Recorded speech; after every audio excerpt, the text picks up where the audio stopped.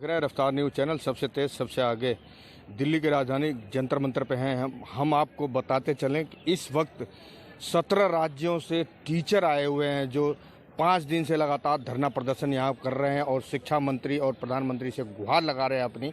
और हम आपको बताते चलें इस वक्त दिल्ली में और सबसे बड़ा हिंदुओं का बड़ा त्यौहार आने वाला होली, इनका कहना है कि हमें जब तक न्याय नहीं मिलेगा, हमें जब तक लेटर नहीं मिलेगा, हम दिल्ली से यहाँ से हिलेंगे नहीं। मैं कैमरामैन को बोलूँगा थोड़ा सा उधर कैमरा करके दिखाएं कि कैसे बैठे हुए हैं वो लोग, और लगातार 5 दिन से बैठे हुए हैं और 17 राज्यों से आए हुए हैं। इनका कहना है जब तक हमें इंसाफ नहीं मिलेगा तब तक हम यहाँ से नहीं जाने वाले, हमें लेटर नहीं मिलेगा तब तक हम जाने वाले नहीं हैं।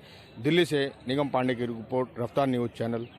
देश की राजधानी कहे जाने वाली दिल्ली के जंतर मंतर पर हम आपको बताते चलें कि 17 राज्यों से आए सहायक अध्यापक अपनी मांगों पर अड़े हुए हैं, लेकिन केंद्र सरकार ना ही तो अभी तक इनसे मिलने आई, ना ही इन्हें कोई आश्वासन दिया है।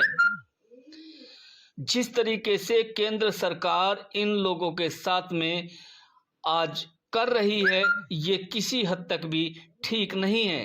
केंद्र के शिक्षा मंत्री आकर इन्हें आश्वासन दें तो ये भी अपना आंदोलन खत्म करें, लेकिन साफ जाहिर है कि केंद्र सरकार किसी की सुनवाई नहीं करेगी। चाहे वो शिक्षक हों, चाहे अन्नदाता हों, चारों तरफ हाहाकार है, लेकिन केंद्र में बैठी हुई सरकार, उसके मंत्री चुनावों में मस्त हैं। कहीं ना कहीं केंद्र सरकार अपनी छवि अपने आप खराब कर रही है। अगर इन शिक्षकों की बात नहीं मानी गई तो यह और भी बड़ा आंदोलन करने के लिए तैयार है। अब देखना होगा कि केंद्र सरकार इनकी बात कब तक नहीं मानेगी या ये लोग इसी तरीके से बैठे रहेंगे।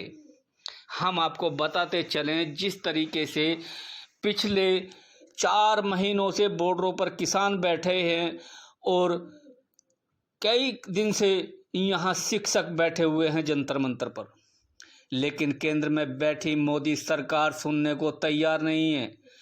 जो बच्चों को पढ़ाते हैं, बच्चों को ज्ञान बांटते हैं, उनको उनका भविष्य बनाते हैं, उनको आगे ले जाना चाहते हैं, उनके लिए ही सरकार कुछ नहीं कर पा रही है।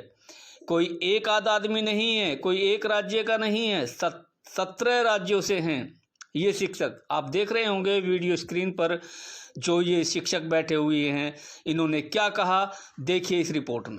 विनती पूर्वक ही पिछले 15 दिनों से हैं और हम लोग आगे भी विनती ही करते रहेंगे माननीय शिक्षा मंत्री महोदय से और माननीय प्रधानमंत्री जी से, क्योंकि हम एक शिक्षक होने की गरिमा को भी बरकरार रखेंगे। ना तो हम लोग इस अपने साथ किसी छात्र को शामिल किए हैं, ना हम परिवार के किसी सदस्यों को यहाँ पर बुलाए हैं। हम सभी लोग जो जितने लोग कार्यरत हैं वही सभी लोग यहाँ पर आए हैं। हमारे परिवार, हमारे दोस्त कोई भी इस चीज़ में नहीं आए। Thank you. मैं यहाँ पे आया हूँ और हम लोगों का जो कॉन्ट्रैक्ट है ये 31 मार्च को एंड हो रहा है, तो इसी उम्मीद के साथ यहाँ पे आए हैं कि माननीय शिक्षा मंत्री जी हम लोगों को आगे का कुछ दिशा निर्देश जो है वो बताएंगे। अभी तक हम लोगों को कुछ भी नहीं बताया गया है कि आगे क्या होगा। काफ़ी लोगों से मुलाकात भी हुई, अधिकारी कह लो या जी किसी भी तरह के, कोई आश्वासन नहीं मिला? आश्वासन तो सभी जगह से मिला है, गवर्नमेंट ऑफिशियल से भी बात हुई है, माननीय शिक्षा राज्य मंत्री धोत्रे जी से भी हम लोगों की मुलाकात हुई है, बातचीत हुई है, लेकिन अभी तक हम लोगों को कोई लेटर रिलीज़ नहीं किया गया है। तो जब तक हम लोगों को लेटर रिलीज़ नहीं किया जाता है कि आगे क्या करना है, तब तक बहुत ही ये डिफ़िकल्ट है कि क्या करें ना करें, क्योंकि 31 तक का ही हम लोगों के पास ऑर्डर है। कल जैसे होली का त्योहार भी है। जी जी जी। क्या होली का त्योहार यहीं मनाया जाएगा? सर कोई ऑप्शन नहीं है, क्योंकि हमारे जो स्टूडेंट हैं उनके पढ़ाने के लिए शिक्षक नहीं होंगे। जिस किसी इंजीनियरिंग कॉलेज से, सुदूर के इंजीनियरिंग कॉलेज से हम सभी लोग यहाँ आए हुए हैं, और 2017-18 में जो ये प्रोग्राम स्टार्ट हुआ था, technical education quality improvement programme, इसका मकसद ही यही था कि सुदूर के जो इंजीनियरिंग कॉलेजेज हैं उसको हम कैसे अपग्रेड करें, वहाँ पे हम कैसे अच्छे फैकल्टी दें। सब कुछ हुआ, बहुत अच्छा चला 3 साल तक। अब 3 साल के बाद अचानक आप सारी सुविधाएं समाप्त कर दें, सभी शिक्षकों को वहाँ से आप ड्रॉप कर दें, उनका कॉन्ट्रैक्ट ख़त्म कर दें, तो जो टीचिंग लर्निंग की जो प्रक्रिया। हूँ कॉलेज ऑफ टेक्नोलॉजी पंतनगर से। तो हम लोग 24 मार्च से यहीं बैठे हुए हैं और मंत्री जी से सतत मिलने की प्रयास कर रहे हैं। हम मंत्री जी के बंगले हिमालय भवन भी गए हुए हैं, पर हमें वहाँ से अभी तक कोई मुलाकात नहीं हो पाई है मंत्री जी से। बीच में मुलाकात आप बता भी रहे कि कुछ मुलाकातें भी हुई है। हमारी जो मुलाकातें हुई है वो गवर्नमेंट ऑफिशियल से हुई है। अभी हमारी जो मुलाकात है वो मेनली शिक्षा मंत्री जी रमेश पोखरियाल जी से नहीं हुई है। हमें आश्वासन अभी तक मिल रहे हैं, पर आश्वासन मिलने से हमारे पास कुछ नहीं है, क्योंकि 31 मार्च को हमारा जो है वो प्रोजेक्ट खत्म हो रहा है। और हम ये चाहते हैं, क्योंकि हम जिस कॉलेज में कार्यरत हैं वहाँ पे भी हम पे प्रेशराइज किया जा रहा है कि आप नोड्यूस करवाएं और यहाँ से आप जाइए, आप अपना मकान खाली करिए। और हम केवल इसी आश्वासन में यहाँ टिके हुए हैं कि अगर हमें कोई लेटर मिल जाता है तो हम लोगों को दिखा सकें कि हम अभी यहाँ से जाने वाले नहीं हैं। तो हम उसी उम्मीद में बैठे हैं कि हमें कोई रिटेंशन का, हमें कोई एक सस्टेनेबिलिटी का प्लान गवर्नमेंट की तरफ से मिले, और ये हम 1500 फैकल्टी जो हैं वो इससे अफेक्ट नहीं हो। तो टेक्नोलॉजी पंतनगर में असिस्टेंट प्रोफेसर पद पर कार्यरत हूँ।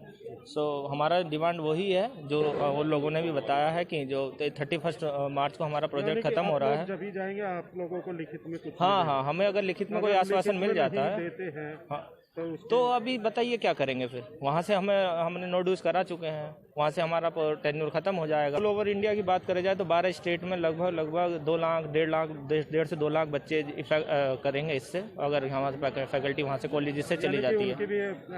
बिल्कुल वो बहुत सारे कॉलेज ऐसे हैं जिसमें कि 80 से 90% टिक्यू फैकल्टी है। तो 80 से 90% अगर टिक्यू फैकल्टी चली जाएगी, एक फैकल्टी नहीं रहेगी, 2 या 3 फैकल्टी रहेगी, तो वो कहाँ से वो कॉलेज चल पाए। मार्च जो होता है वो सेमेस्टर का मिड होता है। अब मिड सेमेस्टर में ऑलरेडी हम लोगों को सब्जेक्ट अलॉट हो चुका है। हम सभी लोग अपना सब्जेक्ट में बहुत हद तक आगे बढ़ चुके हैं।